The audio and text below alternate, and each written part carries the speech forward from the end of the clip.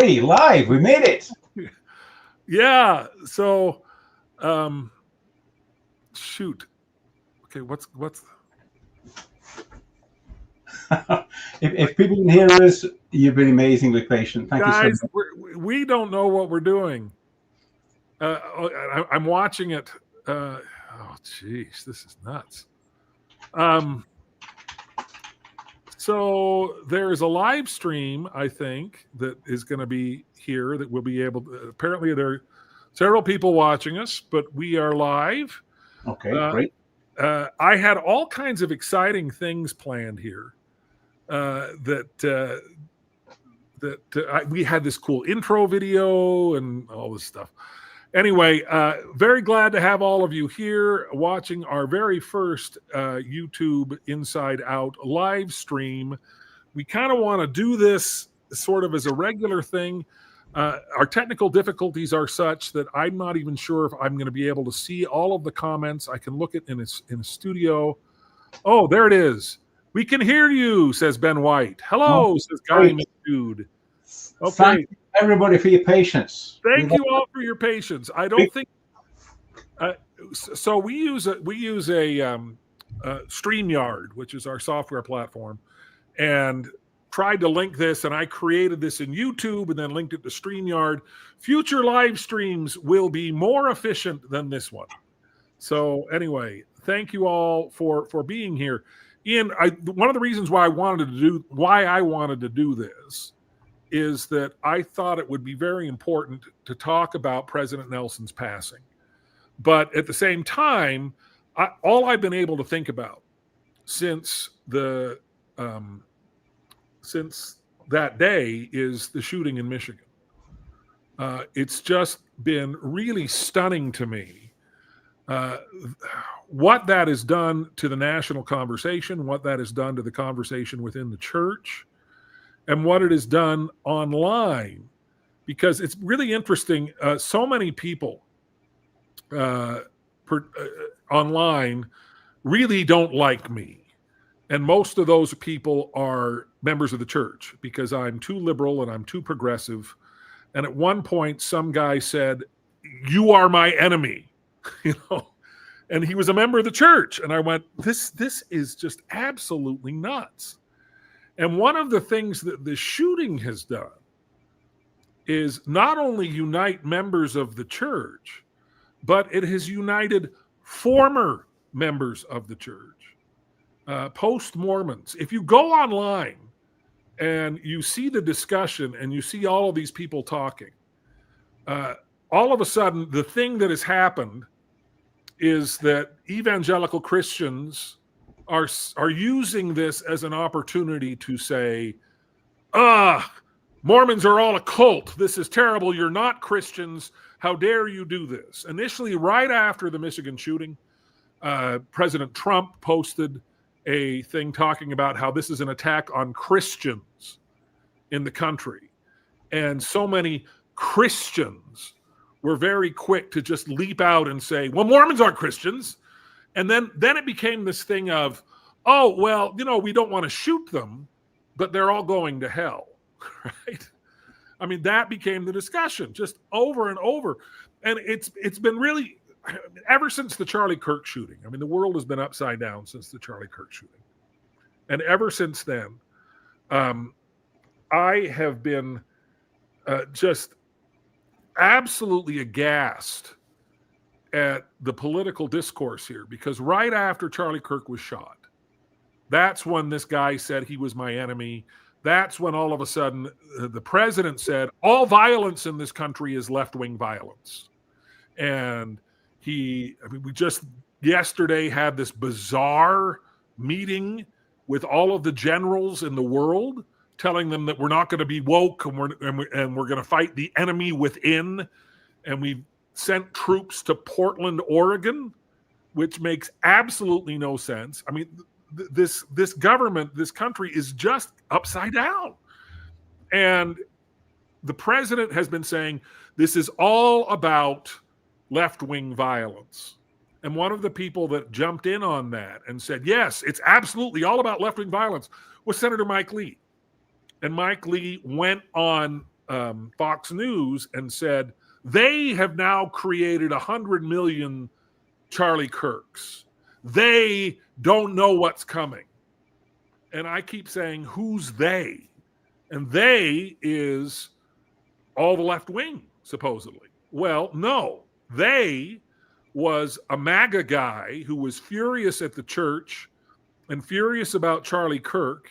And he goes and drives a truck into the side of a meeting house in Michigan and then steps out and opens fire and then sets fire to the meeting house. Apparently he had some explosive devices. And all of a sudden, this whole narrative of the left-wing violence absolutely goes up in smoke.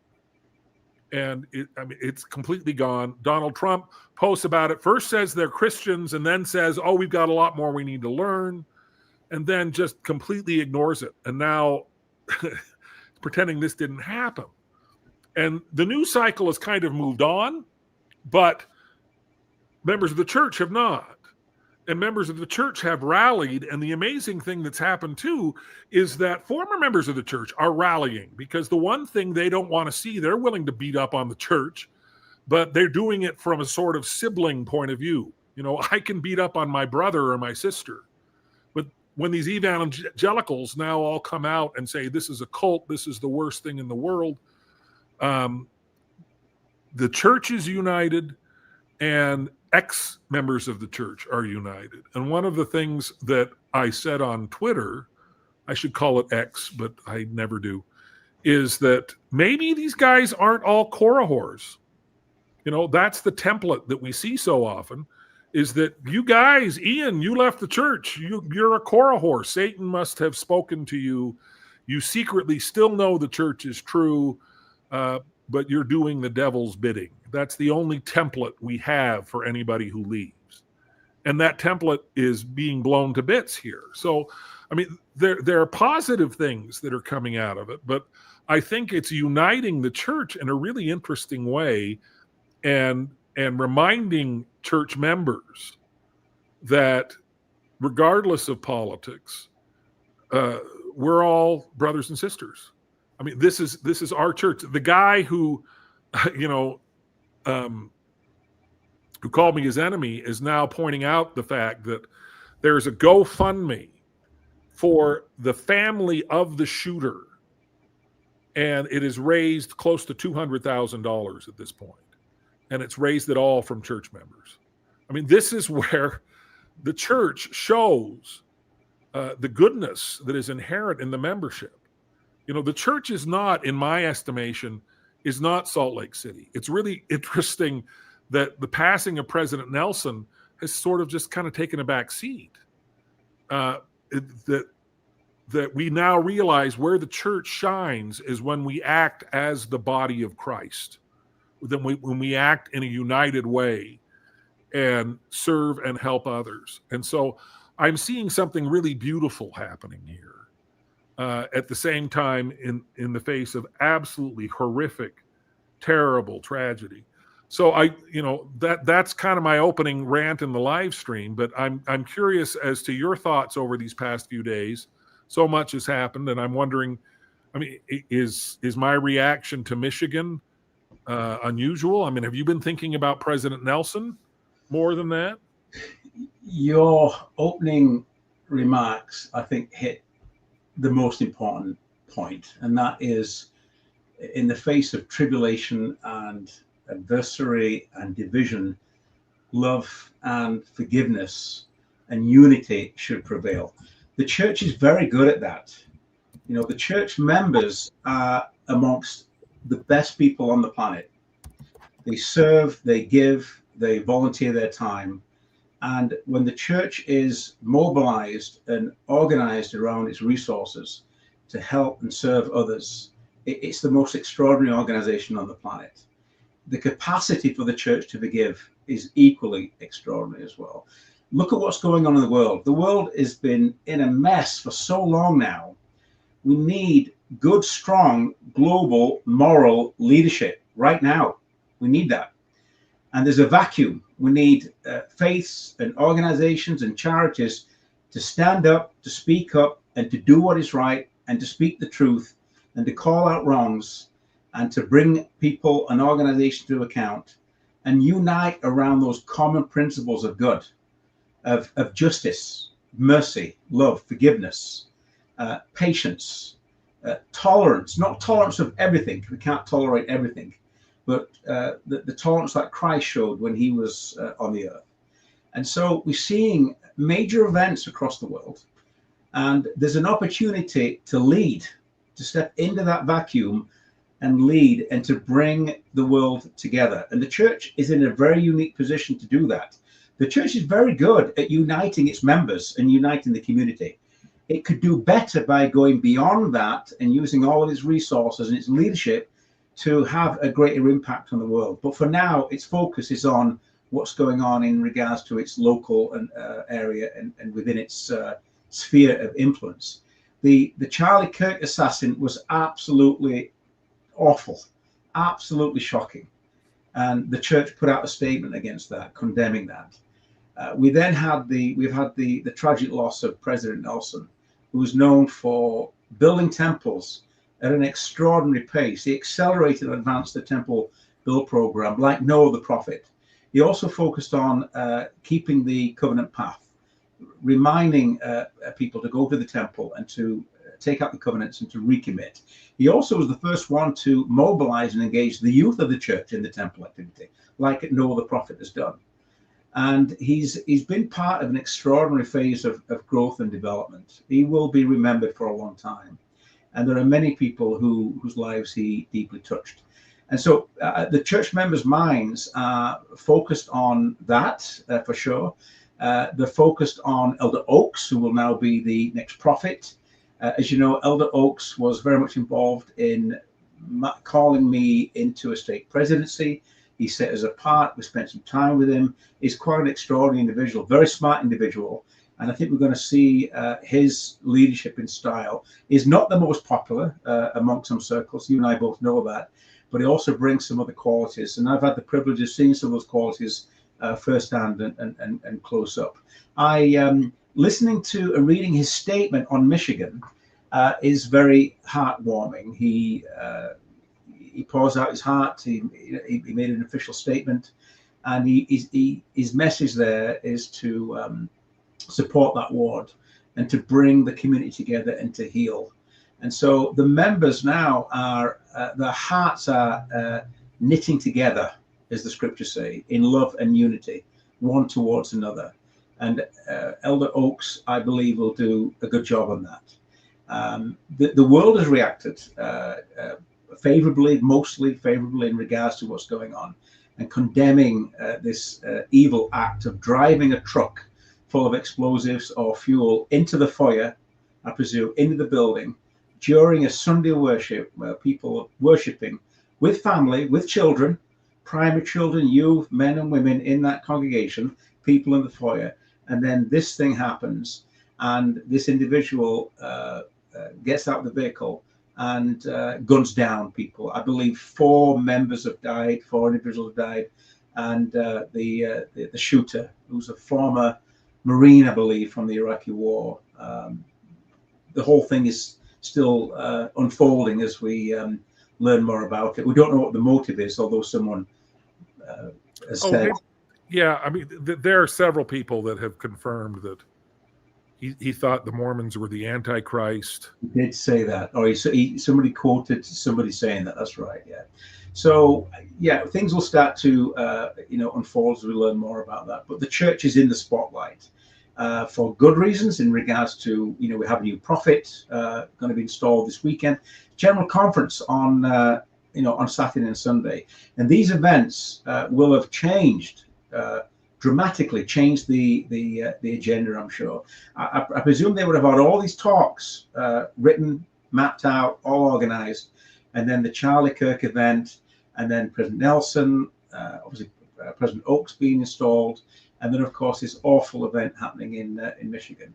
So I'm encouraged by what I'm reading online that members and former members, including myself, are united with the church and other communities and organizations to condemn the violence, the acts of evil that are being perpetrated against innocent people. and also calling for love and for unity. I heard or read online, Jim, that the family, one of the farmers in Michigan, has written a letter of forgiveness to the family of the shooter. That's what I read somewhere.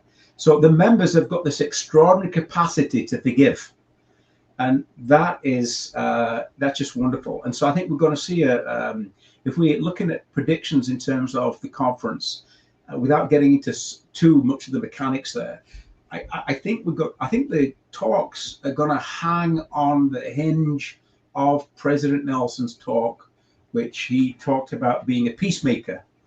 He talked about more civility in politics and less anger, less hate, less vitriol, less criticism, and more civility, more respect, more kindness, and being able to talk about politics and religion in a way that's kinder and more respectful, because that's really the Christ-like thing to do. That's what the church stands for. That's what the church represents. So I think that this will change the church. This is a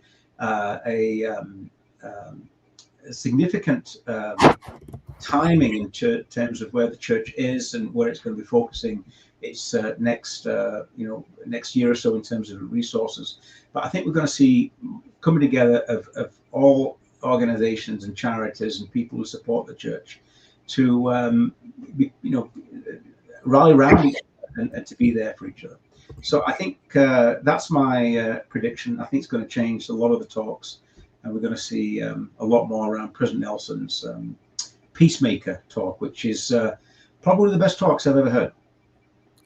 Well, before we launch further in, I don't know that these are showing up on screen, but I want to go through some of these chats, because I think one of the most fun things about doing a YouTube channel like this is that rather than just talking to each other, we can get some feedback. We heard from Mary S. Curry. I'm glad this is happening. I've been waiting forever for you two to start a YouTube channel. I was an Edinburgh Award from 1975 to 1985. Does that name anything to you, Mary S. Curry? Yes, Mary, it's me. It's me.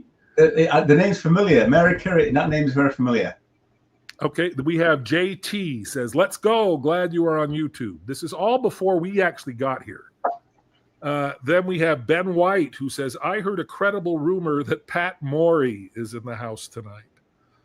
That doesn't mean anything to you, Ian? No, it doesn't. Pat Morey, it should. Pat Morey is the most lauded character in the history of Mormon cinema. He is a guy who was home taught by some very bad home teachers who came in and ended up launching a turkey out of his window. And yes, you are looking at the man who portrayed Pat Morey in the movie The Home Teachers. Okay. Which Home Teachers, and I remember you being in it, but I don't remember that name. But well, are you the guy or are you the turkey? No, well, a little bit of both. I think the turkey was inspired by my performance. It's such a bad movie. It is just unwatchably bad. And I just remember this one time I was at a wedding reception, and this guy just kept looking at me and sort of following me around. And I was like, this is creepy. And he finally comes up to me and goes, excuse me, were you in The Home Teachers? And I said, well, yeah. He goes, that's my favorite movie. Could I have your autograph? I'm like, are you kidding? But so I've given an autograph. There's somebody out there that loves that movie. So maybe it's Ben White. He says, love the podcast. Looking forward to the YouTube stream. We should show Dude says, this is different. Different is good. I may even call in to try my hand at dancing with the well-practiced inside and outside apologists. Can we get people to call in? I would love that. I don't know. I think we can once we see. For those of you who care, and I don't imagine there's any of you, but the mistake I made was setting this up on YouTube before I had linked our StreamYard account to YouTube. That's why we can't see the comments directly on the screen. And that's why I have to do all of this. And so next time I know how to do that better, and it's going to flow much more smoothly. Did we just get described as apologists just then? Or? Well, we are the well-practiced inside and outside apologists. I've never been described as an apologist being on the outside of this. I'm quite critical of the church often, quite a bit at times. So, well, you're an apologist for the outside. Oh, how's that? Okay. No, right. maybe not. Well, I'm somewhere in the middle. I mean, because I defend the church often, when I think it needs to be defended and call out its qualities, and then when it's not, then I speak up and I say so. But yeah, I'm somewhere in the middle there. But yeah. All right, okay. We've got a comment from Connor Christensen. I'm joining from Tri-Cities, Washington. Super excited for this. If you are taking questions, which we are, absolutely we are. Mine would be what changes you two are expecting with President Oaks being next in line. Before we get into that, because I think we're going to talk about that, I want to get through the rest of these comments, because once we launch into that, I think we're going to be I've got some stuff I want to comment on that, because I think this whole conference is going to be quite different to any other conference. Well, you say that, I'm not sure that I just have flashbacks to 2020, because in 2020, in the October conference of 2019, President Nelson said, this next conference is going to be unlike any conference we've ever had before. It's going to be amazing. Just get ready for it. And then COVID hit, and I went, oh, okay, this is going to be the greatest conference ever, and let's get excited for it. And they didn't shift gears at all. There were some mentions of COVID, but it was all about the birthday of the first vision. And it was all about, they had this pre-recorded stuff of President Nelson walking in the sacred grove. They had this restoration proclamation that we talked about with Greg Prince. Everybody's forgotten it. Nobody remembers. The last proclamation we did, everybody thinks it's the proclamation on the family. It was the restoration proclamation in 2020, and we got out our white handkerchiefs and did a Hosanna shout and adopted this proclamation, and nobody remembers it. Nobody. I'm going to go out on a limb and say I think you're wrong. I'll tell you why. Years ago, and you may have heard this from our mission president, President Ben B. Banks. He may have said this before you arrived. You came out in September. I was out in January. He said, keep your eye on Oaks, Elder Oaks. Elder Oaks was called what? 89, 87, 89. 85, right. So, same day that President Nelson was called. Same day as President Nelson, yeah. And I remember President Banks saying to us, keep an eye on Oaks. He's going to be this amazing leader, Supreme High Court judge. And so I thought that was interesting. And then fast forward, having met with him and been interviewed by him and worked with him a little bit, etc., is quite an extraordinary individual. He's quite different to any other man, I think, in the apostles and historically, and potentially very different to any other prophet. I think we're going to see something very different from him.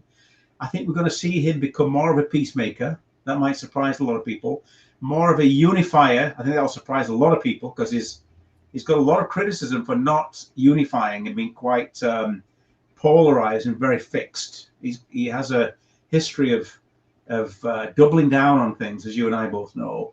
I'm hopeful and I'm encouraged that the events that happening in regards to unifying the members and the spirit of love and forgiveness will shape and influence the conference in a way that it hasn't done before. I might be wrong. Of course, I'm not a prophet, but I think it will be different. I think he's different, and I think he is going to tackle some of the thorny issues. But that's an interesting question that somebody asked. We can get back into that a bit later if you want to.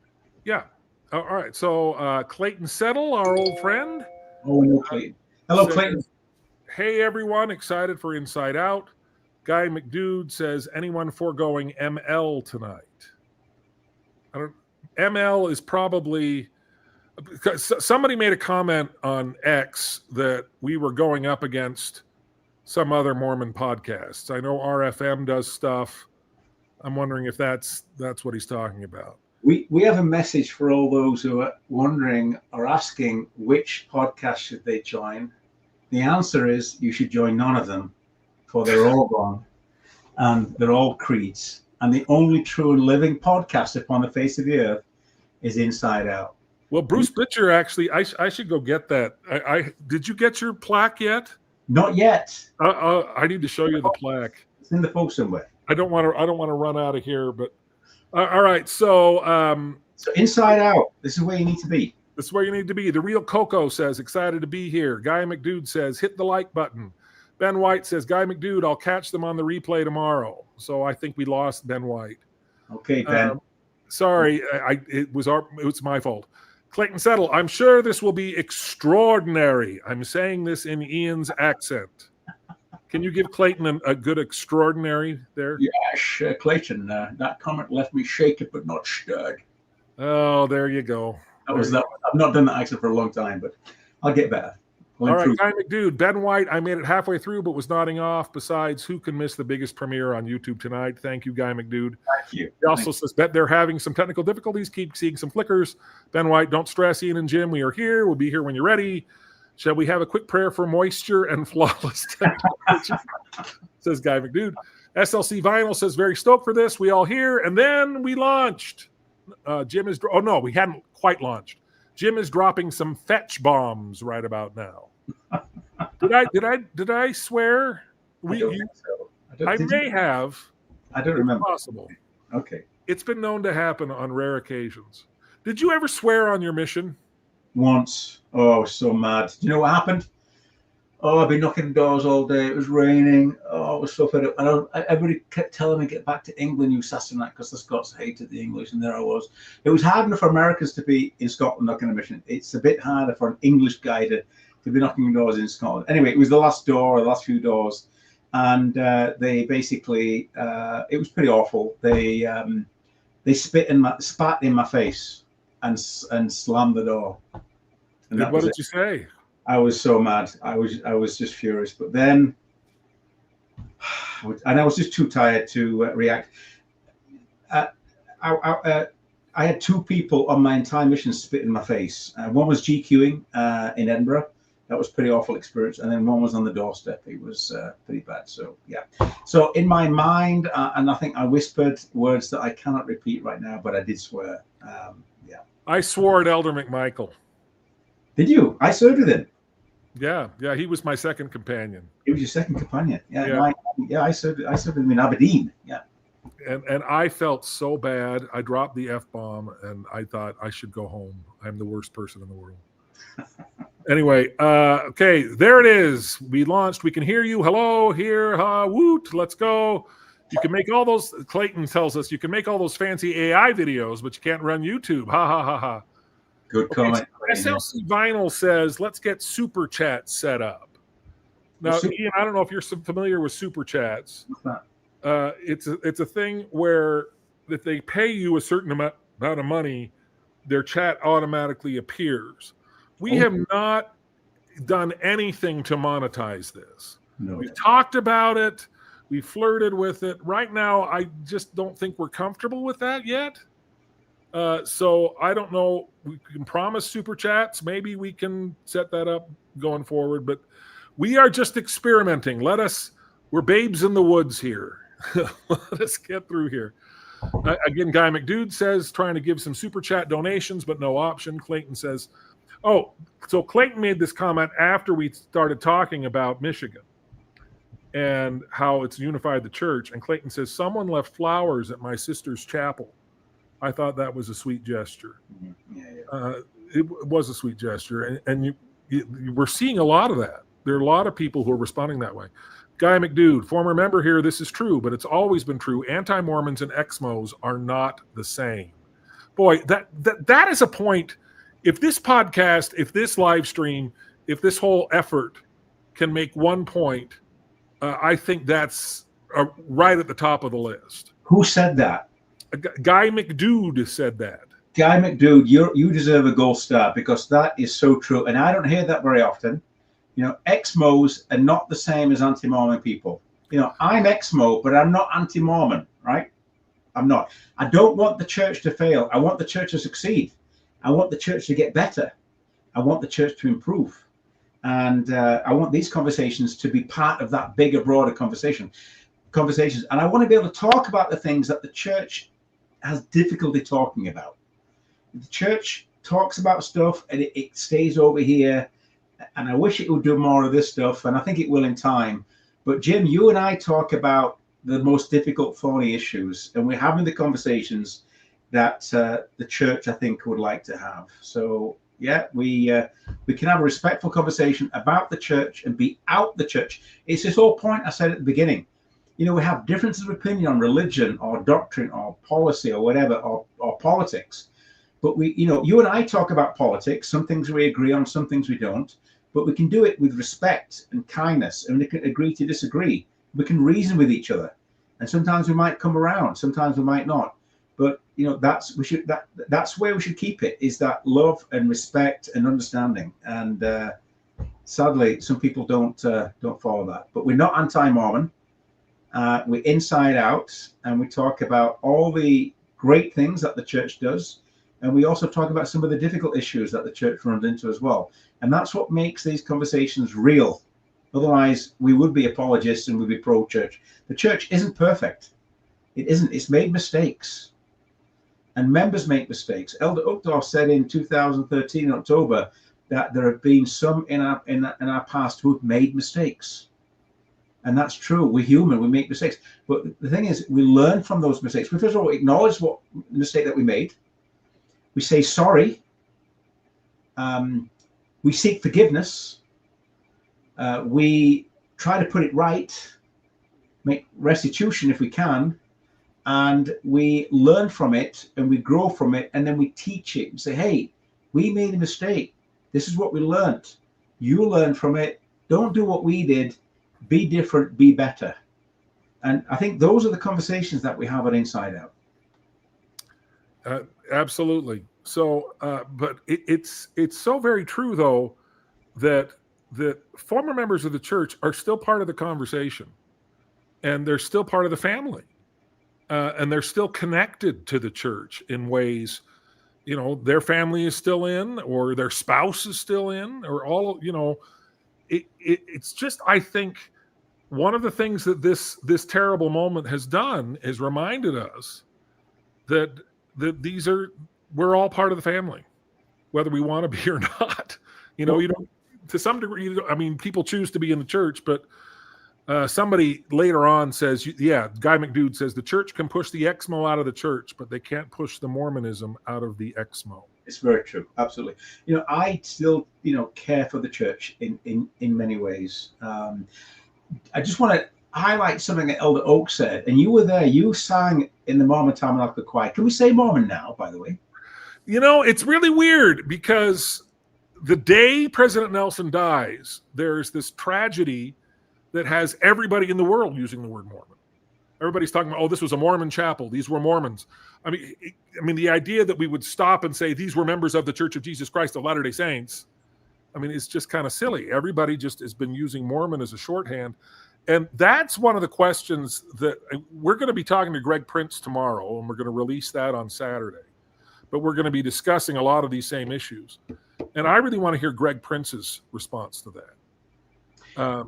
Because I think this was very much Russell Nelson's pet peeve. He made it very clear. He gave almost exactly word for word the same talk in 1990 that he gave in 2018, where he talked about the nature of the church, the name of the church, and he was slapped down publicly and embarrassingly by Gordon B. Hinckley in the next conference, who even mentioned it by name and says, you've heard that? Well, let me tell you why Mormon is never going away, and Mormon means more good, and I've got not ashamed of that nickname. You know, and he just sort of sat there in silence for 38 years and then finally went, now that I'm in charge, we're not going to say Mormon anymore. I don't think anybody else feels anywhere near as strongly as he did about that. Yeah, I think you're right. But what I was going to say is that you sang earlier today in the Mormon Tabernacle Choir. I did. And I watched a short excerpt of a video of Elder Oaks, and he taught, I think it was, it was the funeral session of President Nelson, which you attended. No, this was not, I just want to clarify, this was not the official funeral. that's going to be next Monday, but they call this a memorial service. And my guess is the reason they did it is that historically they do not reform the first presidency until after the funeral. But I don't think they want to go into conference without a reformed first presidency. So my guess is within the next day or two, I mean, tomorrow's Thursday, Friday, they're going to reform the first presidency, and we will have a president of the church at conference. That's good to know. That's why I think they did this. Is that this was shorter than a regular funeral. The tabernacle, it was not open to the public. Mainly, I think it was members of the Nelson family and not much else. Although the Nelson family was almost enough to fill the bottom level of the tabernacle. I mean, he's 101 years old. He had 10 children. Who knows how many grandchildren and great-grandchildren. But they all seem to show up today. Right. And do you remember Elder Oak spoke, and you were there in person, and I watched some of his remarks in that in his talk there, his conversation, and he talked about, he reminded us that we're all children of God, all of us, no matter what religion, what political persuasion we're part of, we're all children of God. And he talked about coming together, young and old, bond and free. He quoted that scripture. He said, all are alike unto God. And I thought that was fantastic for him to say that, because, the Michigan community, I'm reading and hearing that the community is rallying around the members of the church there, which is fantastic. And you know what? Good will come from this. Good always prevails, and good will come from this. And there'll be friendships and relationships formed, and new friendships made, and new connections made in that community. And because often the church, in my experience, isn't as connected or as united with the community. You might have a different experience, but my experience is that certainly in the UK, that's not the case. The church is quite isolated, I believe, is not really involved in many of the events that take place around it. It's very different, certainly in Utah and where the church is more concentrated, because it's the big, big church, the big faith organization there. But outside of Utah and beyond, its influence is not felt as strong. But I think this is going to show the world that the members will unite, and instead of acting out with anger, which is a natural thing to do, it's very natural and normal to be angry about what's happened, Jim. Right? That's a natural reaction of people, right? We feel angry about certain things. You get angry about stuff. It's normal to be angry about stuff, okay? And there is a time for that. But there's also a time of reflection. And then in time, there's that time for repentance and forgiveness and love and unity. And I think we're going to see the church come together and also form new partnerships and relationships in the community, and open up and for people to see the members. I almost said see us then. See, that was a slip of the tongue, because I still think I'm a member sometimes. But to see to have this light shone in the church for good reasons, and to see the goodness and greatness of the members, who you and I both know the members are the bedrock of the church. The things that they do are quite extraordinary. So, any other questions from any of our? Well, I'm just going through his. Somebody pointed out that $233,000 has been raised now. This has warmed my heart and grown my faith. That's JT says that. Clayton said they cannot like our doctrine, but don't dehumanize us, which I think is an excellent point. I agree. Brian McDude said, okay, I already read that one before. Ben White says, do what is right, let the consequence follow. Yep. He said that right after I said we haven't set up a super chat. So maybe he's saying, do what is right and let the super chat follow. And Guy McDude said, consider this a spiritual super chat of $20. So we just spiritually have received $20. I'm okay receiving spiritual money, but the other real money, I'm not comfortable with that.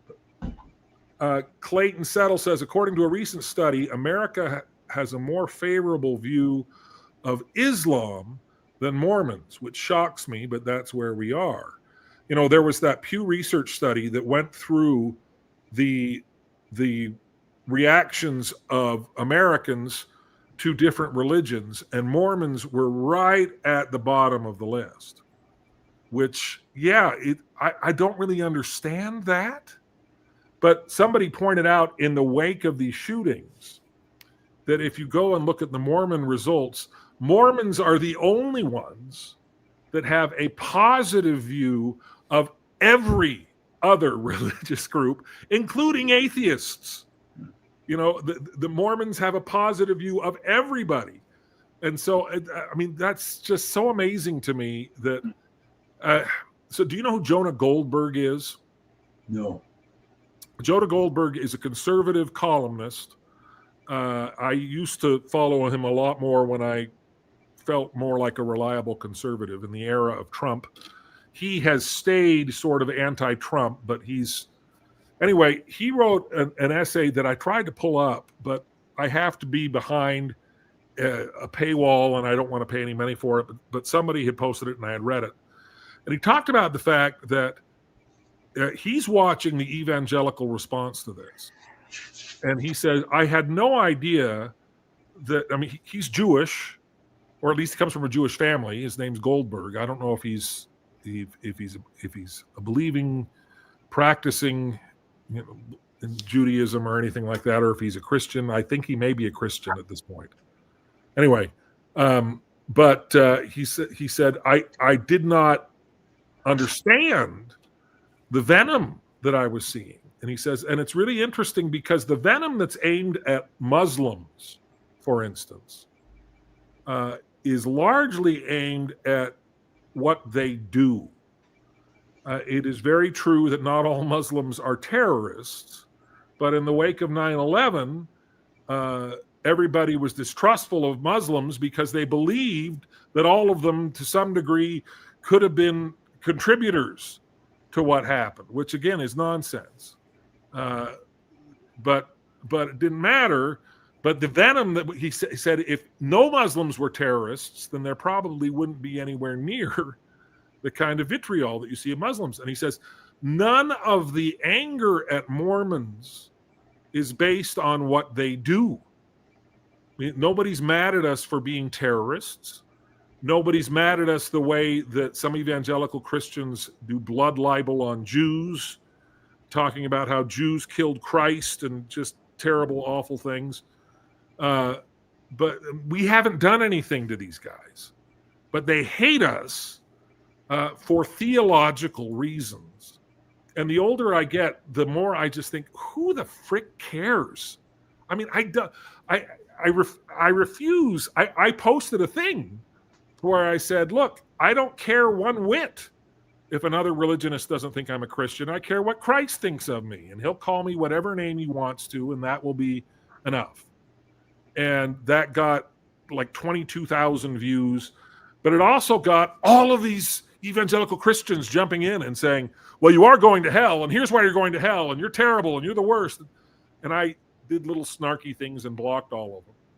But it's just stunning to me that we are hated solely for theological reasons that I don't think most people understand. I mean, the idea that St. Peter is going to be standing at the pearly gates and ask us to recite the Nicene Creed is really kind of ridiculous.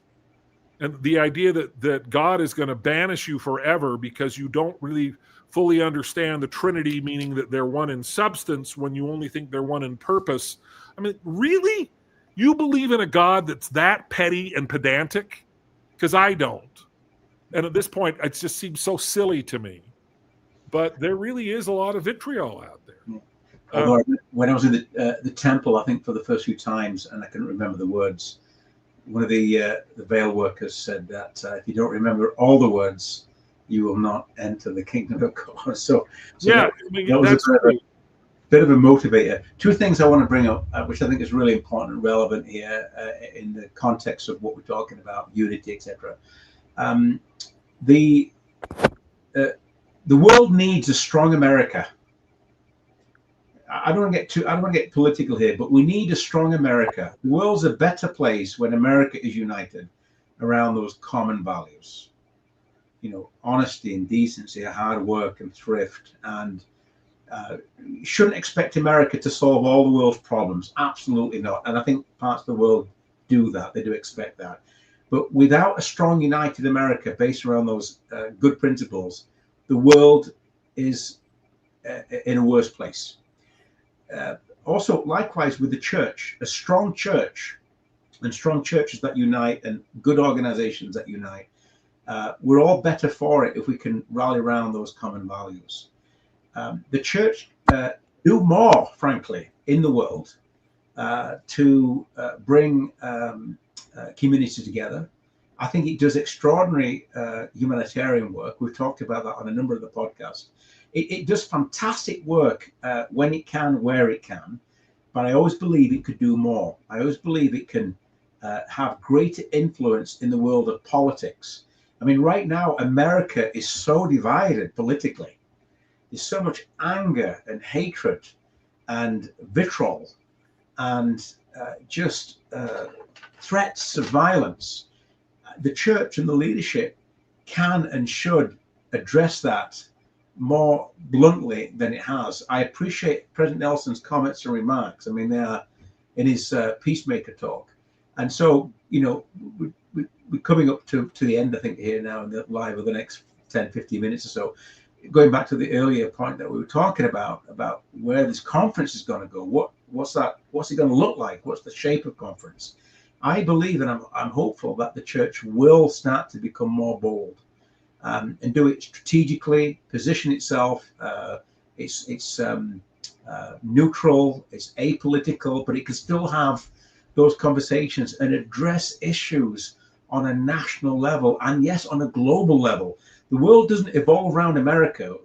Canada's got problems. UK's got major problems. The world has serious problems, and the church can and should grow into that opportunity, speak up and stand up and get noticed and get listened to on the world stage. The Pope, for goodness sake, has addressed the United Nations. I've been researching today about the Holy See. Have you heard of the Holy See? Sure. Which is the government and administration branch of the Catholic Church. And that is a very organized, sophisticated branch of the Catholic Church. I think our church could copy some of that. And I want to talk about this tomorrow morning with you and Greg in regards to Greg Prince's written an extraordinary document called a roadmap for improving Mormonism. And we've been having a number of meetings and sessions with Greg, I think 5 or 6 now. It's been quite extraordinary. But I think the church can do more politically. I think it can do more on the global stage, certainly more in America to unite people. I think the members are united. I think people are rallying around the members. Other non-member organizations are showing extraordinary kind and love. I just think we can do more. We've got the skills, the knowledge, and the capability and the resources to do that. So to the question that, what I think some specific things are going to come up at conference, I think we're going to see more peacemaker, more unity, more forgiveness, more direction, instruction on having civil, constructive civil discourse around politics. I don't know how they can avoid mentioning politics, frankly. I don't know how you can get through this COVID. COVID was a serious thing. I get it. But this also is serious, but for different reasons. And I don't know how you could get through conference having a regular conference with what happened to Charlie Kirk, President Nelson, Elder Oaks, and what is his scope and mantle in terms of what he's going to be focusing on, the events happening in Michigan, the problems that's happening in the world, major problems. Look what's happening in Gaza. Look what's happening in Ukraine. It's getting worse. And look what's happening with the political disunity that's happening in America. How can you not talk about those things in that capacity as the only true church upon the face of the earth, whom the prophet speaks with God, who is going to install his new prophet? And I also think we're going to talk about authority. The church has got the authority. And I hear there's going to be a reference to the proclamation to the world. Well, I think they've gotten a lot of the proclamation stuff out of the way. I mean, I know a lot of people think, and there was a guy on X who was like, the Progbos' nightmares are coming true. And I had one person who was like, so Jim, tell me true, are you going to be able to sustain President Oaks? And my initial response was going to be, well, of course. I mean, I already sustained President Oaks. But then I thought, I'm not going to respond to a online anonymous temple recommend question. And so and they're like, oh, if you really sustained him, everybody thinks that I'm terrified of an Oaks presidency. And I'm absolutely not. President Oaks has been part of church leadership for as long as I can remember. You know, I wasn't paying any attention before 1985, really. But President Oaks has given some of the most thoughtful and most intelligent and well-informed. President Oaks is also, I think, very much, if there is any president of the church that will be plugged into what is going on in the world around them, it's going to be Dallin H. Oaks. At the same time, this is not a church that turns on a dime. I mean, this is why I think there are so many talks that were already in the hopper and that were already being translated and being broadcast everywhere. I think there will be attempts, and I think President Oaks will probably be the one who does sort of address what's happened just in the last, but the talks from the 70s and I'd say 80% of the conference is going to go forward as it's been planned for the last 3-4 months. I can buy that, but I think that 20%, and I am 20% is going to matter. It's going to matter, yeah. Sure. I just want to get through these comments because I'm so grateful to have them. Okay, Guy McDude said he's talking about the shooter in Michigan. He said he broke up with a Mormon girl in Utah and was bitter, possibly some Christian nationalism ideologies too. Yeah, I heard about that. That he actually was dating a woman who was a member of the church. SLC Vinyl says Jeremy Runnels' post was especially sweet, I thought. I have not seen that.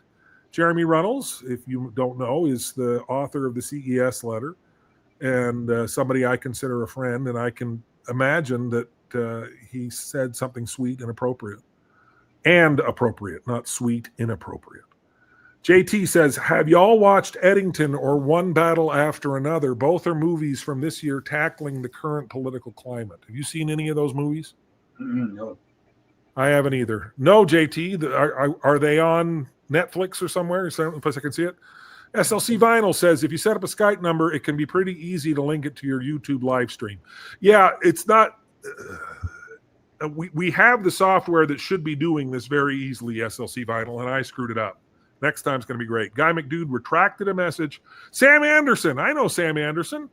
A friend of mine from my Tuacahn days down in St. George. Really great, thoughtful guy.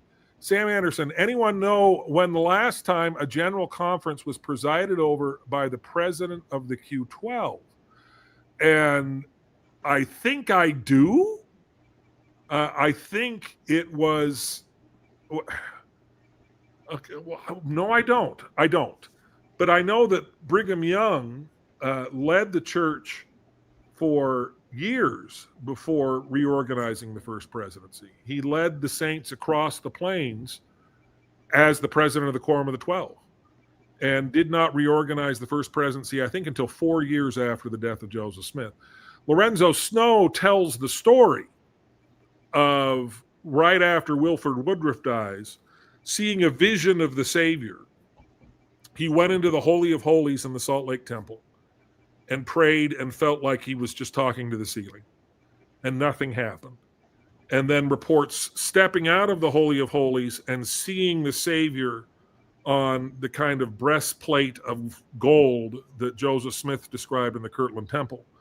And one of the messages the Savior gave him, ostensibly, you can believe this or not, I choose to believe it, is that don't wait to reorganize the first presidency. Reorganize the first presidency right now. And so that may mean that John Taylor and Wilford Woodruff may have waited, but I know that since Lorenzo Snow there has never been a pause in creating. Oh, Sam answers it later on. He says, answer my question. George Albert Smith died April 4th, 1951. April 1951, conference convened April 6th through the 9th. McKay, as president of the 12, presided. First presidency reorganized April 9th, 1951 during conference. So Sam's doing actual research as I'm just talking out of my butt. Good job, Sam. Thank you, Sam. ML, when I said what is ML, it means it's Mormonism Live. It is RFM and Bill Reel's podcast or live stream. Clayton Settle says, ha, ha, ha, ha, that's hilarious, Ian. But I don't remember what you said that could have inspired that. Did you say something funny? Can't remember. Bruce Butcher jumps in. Jim and Ian's podcast and YouTube channel is a safe space for all levels of faith journeys. One day I hope the church will have a classroom that is also a safe space, sending love. Love right back to you, Bruce. Bruce is just such a wonderful guy. We got such wonderful feedback from people who were so touched, Bruce, by your visit with us. And Guy McDood, great feedback about Clayton. Yeah. I'm sorry, I'm just trying to plow through these. Guy McDood, apologist, the person who defends or explains a belief, idea, institution, or cause, often in response to criticism, not necessarily a negative label, though it can be. Jim, when is JH coming on? JH. Who's JH? Mm-hmm. Don't know. JH. Ask. Who's JH? Who's JH? I don't know if he's still here. Okay. Jason Garner. Well, I bet it's Jacob Hansen. Jacob Hansen. Can only be I think the answer is never. Although Jacob Hansen retweeted me. This again is this weird unity. It's all of a sudden, okay, Jacob and Hansen and I can scream at each other, but you attack the church, and Jacob Hansen and I are arm in arm against these evangelicals telling us we're going to hell. I'd be open to having Jacob. I would be too. We'll see. I don't know. It'd be fun. I could facilitate. Let's not make a commitment. Let's not make any promises. Okay. While other religions, Jason Garner says, while other religions a negative view on Mormons, go figure. SLC Vinyl. Bruce Butcher, I had the chance to tell Jim this in person a couple of months ago. I have been, I'm trying to remember. Are you the guy I met in Harmons? Anyway, I've been almost everywhere on the faith journey. They've always been a voice of friendship and kindness at any stage. Well, thank you, SLC Vinyl. Clayton Settle says, I think it's polygamy. That's what people associate our church with, and that is the biggest tragedy. So he thinks that's why Mormons hate us, I'm assuming. Oh, that's a big one for sure. That caused a lot of problems, a lot of pain for people, yeah. Sam Anderson says, but I like the theory that today's memorial was the clearance for them to move forward and reconstitute the first presidency tomorrow or Thursday. Friday is a general conference session for the 70. Oh, okay.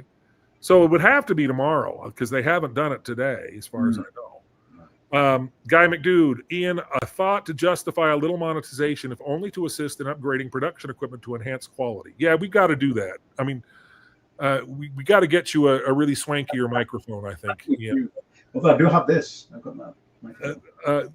Anyway, Guy McDood, Oaks just submitted an anti-trans amicus. Don't get your hopes up too much, Jim.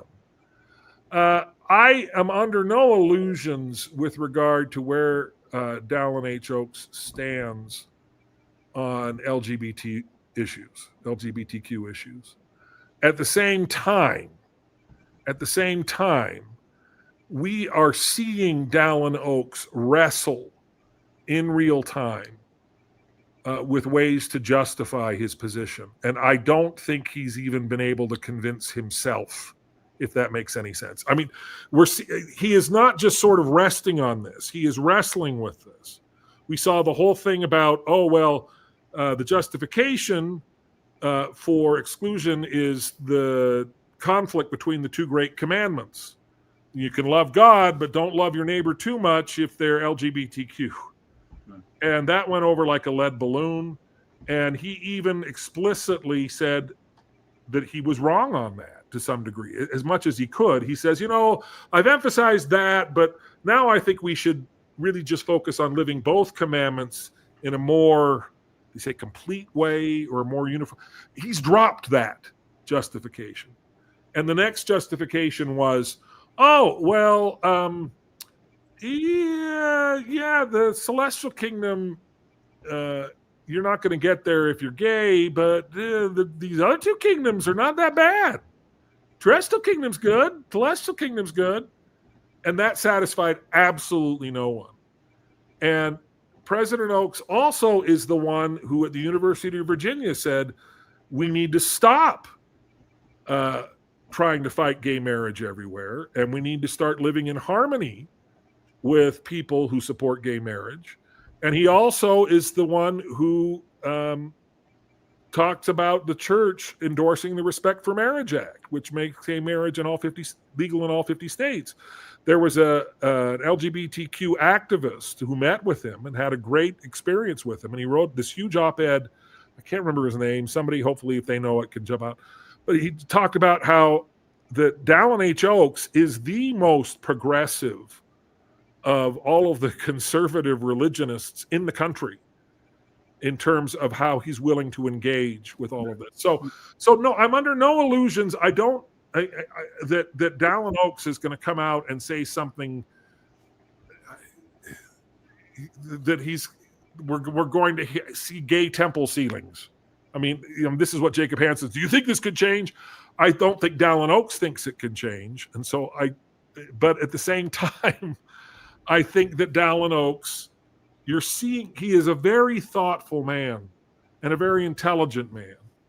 And so I'm not going to get my hopes up too much, but I am going to say that I think he's going to surprise a lot of people.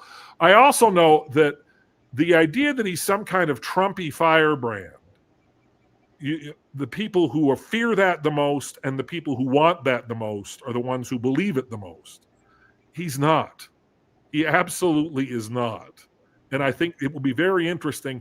Somebody pointed out at once that we had a doctor in the middle of a pandemic, and now we have a legal constitutional law scholar at a time when the United States Constitution really is hanging by a thread. Yeah. So it'll be interesting. Sorry, I'm just going to plow through these, and then we can. Anyway, we're almost done here. The Real Coco said, President Oaks' talks from the 70s and 80s continue to haunt me. As the mother of an LGBTQ child, I'm fearful. I don't blame you, Real Coco. I don't know of anything in the 70s. In the 70s, he was president of BYU, and he was on the Utah Supreme Court. But he didn't become an apostle until 85. But he wrote a memo about LGBT. I mean, didn't use that acronym because that wasn't a thing back then. But he talked about how gay rights and gay activists will end the human race if we allow them. It could end the human race in a single generation, I think is one of the lines from that memo. And that memo has been driving policy for a very long time. So I understand the fear there. And to some degree, I share it, but I also temper it with hope. JT says Eddington is available to rent or buy. It will eventually make its way to HBO Max. One battle after another is in theaters, likely an Oscar nominee. Okay. I asked who is Jacob Hansen. JT says it's got to be Jacob Hansen. And then our last comment here, Clayton Settle says, when Ian said about the podcast, don't join any of them, for they are all wrong. Ha ha ha. That's what made me. Well, thank you, Clayton, for reminding me of that. Yeah. The Real Coco just commented and said, that's the one, Jim. I think he's talking about. We've discussed this on the podcast a few times, but our President Oaks came to our stake back in, was it 2009, 2010, reorganized the entire state with Elder Cook. Elder Cook was a junior companion. And we spent the weekend with him, and we were interviewed by him, and we had dinner with him. It was a big table, and he was on my right. I was sat next to him, and I had the most amazing conversation with him. I found him intelligent, respectful, engaged, listening. It was the time of the Arab Spring. Do you remember that, when all these different, some of the countries there were collapsing and the people were rising up? And I asked him, it was a big thing going on. I said, what's the Lord think of what's going on? And he said he wasn't sure, but that he would be going to the Lord and asking them what the opportunities might exist for the church. He did say that the church would the gospel would roll forward and nothing would stand in its way, and he felt that was part of it. But I found him, he wasn't somebody that came across as though he had all the answers. He came across as somebody who was willing to work for the answers, go to the Lord and supplicate the Lord in prayer for answers. I think he's entrenched on some things like the gay and LGBTQ issues. He's entrenched on that. I don't think we're going to see any changes on that under his presidency. But I found him on other things quite progressive, Jim, and very quite humble. I mean, humble and elder hoax in some quarters that doesn't go, is not understood or doesn't go hand in hand. But I found him very versatile in his thinking and his methodology and methodology, and just his insightfulness, and a very good listener. We had questions. We're a new presidency, state presidency. We had questions, and he was incredibly helpful and supportive. And he gave us one of the most profound blessings that we'd ever had. And I found him to be very human and very kind and very loving in many ways. So I think, he's entrenched on some things, but I find him to be in other areas quite progressive. So I'm hopeful on certain things, him softening on certain things. We got one more comment where Jason Garner says LGBT equals this generation's race and the priesthood. And what's interesting about that is I sometimes describe President Oaks as saying, okay, there are so many people who say, Jacob Hansen being one of them, that if the church were to allow for same-sex temple ceilings, Jacob Hansen has said explicitly that he will leave. And he will not be the only one. There are many people who have said if the church does, some people have a red line even closer to something actually happening. For instance, the church could tomorrow, without any revelation or any change in doctrine, say, we will not pursue any disciplinary action on same-sex married couples. And they wouldn't have to change anything, do anything. We won't, and they could do that tomorrow. And if they did that tomorrow, Jacob Hansen might leave, and people in that camp might leave. Who has credibility to stand up and say, the Lord wants us to be more inclusive, and so we're going to do X, Y, and Z? There's only one man who has that kind of credibility in the 12, and maybe two, maybe Elder Bednar does. But if President Oaks were to stand up and say, we are taking this step towards inclusion, I call it a Nixon to China moment. In the movie Star Trek VI, Spock says there's an old Vulcan proverb, only Nixon could go to China. The idea that the United States opened relationships with the communist Chinese government under Richard Nixon. And Richard Nixon had built his entire career on opposition to communism and was the most hardline anti-communist in government. And if Richard Nixon was willing to open the door to communists, if Dallin Oaks is, I'm hoping we are being set up for some kind of Nixon to China moment. I'm not going to leave the church if we're not. I don't expect it. I don't demand it. But I really do think that President Oaks will surprise us. I just want to tell a couple of stories quickly as we're the end. This is about the length of an episode. We always try to keep it to about an hour, and we always end up going over just a little bit. So Kristen Oaks,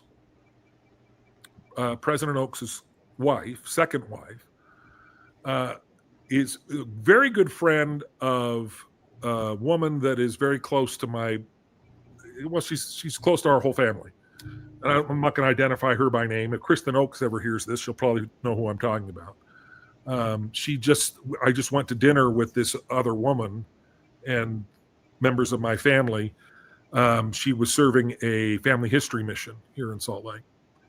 And Kristen Oakes was a very good friend of this woman and said, I want to meet Dallin Oakes. I want to marry Dallin Oakes. And my friend said, well, I don't know how you do that. She says, well, I'm going to write a letter. It says, I know Russell Ballard. I'm going to write a letter to Russell Ballard. And she wrote a letter to Russell Ballard. And apparently Dallin Oakes walked into Russell Ballard's office and said, I'm really thinking that maybe I should get married again. Okay, good timing. And Russell Ballard says, well, I got this letter from this woman. And apparently they set up a meeting in Liberty Park in Salt Lake City. And I'm pretty sure my family friend was Kristen Oakes' chaperone at the meeting, because she and President Oakes had a chaperone. They did not want to meet. And apparently what President Oakes said to her was, well, I'm a man and you're a woman. Are you okay with that? And Kristen's response was, well, as long as you're not a cross-dresser. Okay. That was one of the first things they ever said to each other. I don't know if I'm in, we got Clayton Settle says, Inside Out After Dark, y'all might save late night. Colbert and Kimmel have nothing on Bennett and Wilkes. I'm not sure if I'm even supposed to tell that story, but my sister actually was visiting with President Oakes and with Kristen Oakes, because she knew Kristen Oakes as well. And President Oakes was just like, I didn't really have a close relationship with Russell Ballard, but I just kind of felt inspired that that's where I should go talk. And my sister talks about how just everybody that meets Dallin Oakes up close and personal. Guy McDude says, I'm going to marry Oakes. I'm not gay, but I hear you can buy anything in this world with money. Thank you, Guy McDude. That was good. That was a funny one. Yeah. That's good. But people who meet him up close talk about just how warm and personal he is. And it was really interesting. So today, I sang with the Tab Choir. We sang at this brief memorial service. And this is the first time that President Oakes has spoken publicly since President Nelson's passing. And he walked into the room and we all stood up, because that's what you do when the president of the church walks into the room. And I had become sort of frustrated with that, because President Nelson, I remember the days of Gordon B. Hinckley and being in the room when Gordon B. Hinckley came in. And Gordon B. Hinckley was just like, sit down. Yeah, sit down. Whereas President Nelson would come in and be like, oh, yes, you're all standing. And he would go and he'd go talk to somebody. And I'd be standing in the choir loft going, could you please sit down so I can sit down? It just felt so. Anyway, President Oakes was sort of taken aback by it when we all stood up. It was like, oh, this is going to happen. And he very quickly went, no, please. Like the choir, President Oakes stood up at the end of the meeting. And we were standing, he was standing maybe 20 feet away from me, and I'm at the top row, but he was right there at the bottom in the tabernacle, not in the conference center. So he was just right there. And he immediately turned to the choir and said, no, stay seated. There was this very clear sense of humility, that he is aware of the gravity of the moment. And I really think he is going to surprise us, including me. He's going to surprise me as well. But I just don't. I think all of the caricatures are probably wrong, and I'm wrong too. We don't know. But I do think that Dallin H. Oakes, I'm happy to sustain him, and I think that he will. I think the Lord will be able to use him to do some great things. So. Guy McDude says, sorry, I'll try to be a good boy, not to be too spicy in the chat, letting y'all practice that forgiveness skill. Guy, we love you, man. We'll spicy. Keep it spicy. Keep it spicy. Spicy, yeah. I promise you those are the last stories. I do want to note, and we'll talk about this with Greg tomorrow, because many of the people SLC Vinyl says, which of the caricatures is right, or are they all wrong together? So we get a nice Joseph Smith reference there. Yeah. There's a lot of speculation as to who's going to be in the new first presidency. Real Coco says, as always, you gentlemen give me hope. Thank you, Real Coco. President Holland looks terrible. I don't want to be rude, but he looks like he is right on death's door. He came in about an hour early to try to navigate how he was going to get to the pulpit. And he had a phalanx of people who were helping him and assisting him and lifting him, and they had this special chair. When he gets to the pulpit, he's still able to sort of turn it on and be Elder Holland. But a lot of people are saying, well, he's going to be in the first presidency because he's next in line. And that's what Russell Nelson did with Dallin Oaks. I just don't know that I don't know. This, excuse me, the toll, these are very old men. Yeah.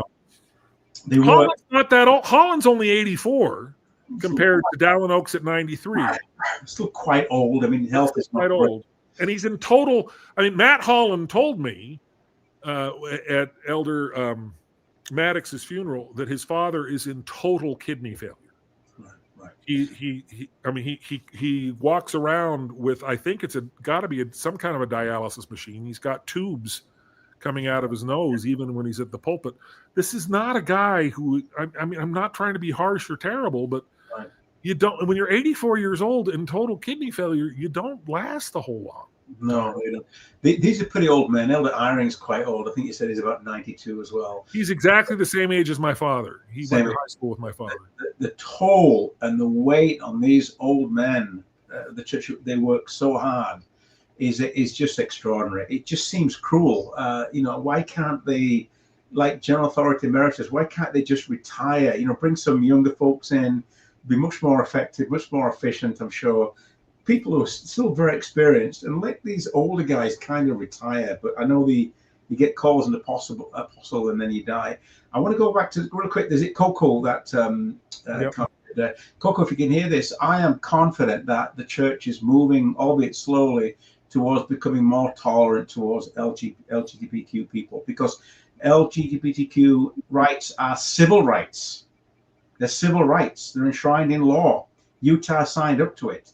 And it's a civil right to go to church and to have freedom of worship according to your conscience and have the same equal opportunities as anyone else. I believe it is going to change. The church is going to become more tolerant. It will happen, albeit at a very snail's pace. And I think Oaks will play some role in that, just like Schmiegel played that role in Lord of the Rings. He's got a role to play. I think Oaks has got some other part to play in regards to the evolution, if you like, of the church becoming more tolerant. Any of the final comments before we break? JT Vinyl has identified himself. He's somebody I went to lunch with, actually. Great guy. And he just sent me Jeremy Runnels' post.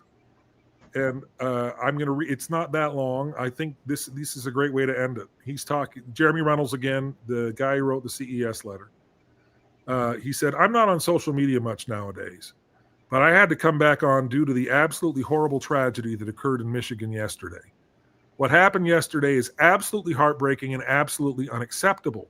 Places of worship should not be places that you wonder if you'll be attacked or die in. And the line that was crossed yesterday is devastating.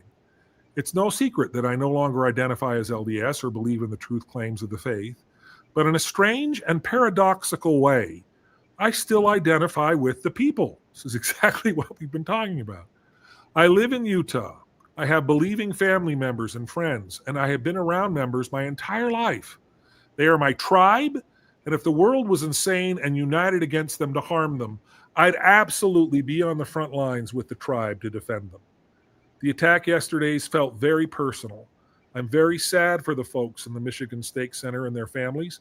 I'm very sad for members in general during this difficult time with the loss of President Nelson and this horrible event that hit home. Yes, we can disagree and we can debate in the arena of ideas and words about the Book of Abraham and Book of Mormon anachronisms and this and that and that and this. But at the end of the day, these folks are my family and friends. They're my home. Oh, I'm going to cry. This is beautiful. They're people that I trust my life, family, and property with. They are my tribe, and I'm just so sad and devastated with them today. Jeremy, that was absolutely beautiful. I'm so grateful for that. I am grateful. This was very fun for me. It's fun to get feedback right at the moment. It's fun to feel that connection. I think getting questions and comments live is it is fun. I'll be honest, I was a bit nervous. I told my family I was a bit nervous. We'd not done YouTube before. We've never gone live before. We kind of jumped in with both feet. Again, we had some technical issues, but we'll figure them out. But I really enjoyed this. And it's just great to be able to get questions live so we could respond live with a raw reaction and a raw feelings, which is good. Absolutely. And we're going to get better at this, guys. I mean, we promise we are. But I want to do this again. Ian, do you want to do this again? 100%. Let's do it. Mormonism Live going to be mad if we go up against them? Let's go live. Let's go live again in an hour. How about that? Let's and then we'll see who's really committed to Inside Out. There we go. Well, Mormonism Live goes for like 3-4 hours sometimes. Ooh, and we're almost to an hour and a half, and this is way too long. So, okay. I said I was going to leave it with Jeremy, but we got 2 more comments, and they're good ones. Guy McDude, preach, Ian, the prophet in the wilderness. The Real Coco says, thank you, Ian. That is my hope, not just for my child, but all LGBTQ folks. It's going to happen in time. It will. Yeah. The current political climate certainly doesn't help the situation, and I think that's very true. And Bruce Butcher says, the Real Coco, keep your chin up, sending love. Ben White, so great to hear from everyone today. All right, people can continue to comment, I think, after we're finished. Okay. But with that, I think we finish our live stream, which was... That went okay to average. It was functional. It was functional. We got some great... Hopefully, and next time we'll give people more advance notice. But I think we're planning on doing another one the same time next week, right? Yeah, absolutely. And we'll just get better and truer. We'll be even truer next week. Better and truer and sexier and all of that good stuff. And spicier. We'll do spicy. Spicier. Guy McDude, never stop being spicy. If Thanks very much. We'll be the spiciest. And we'll talk to you guys later. And thank you for joining us for Inside Out's first live stream.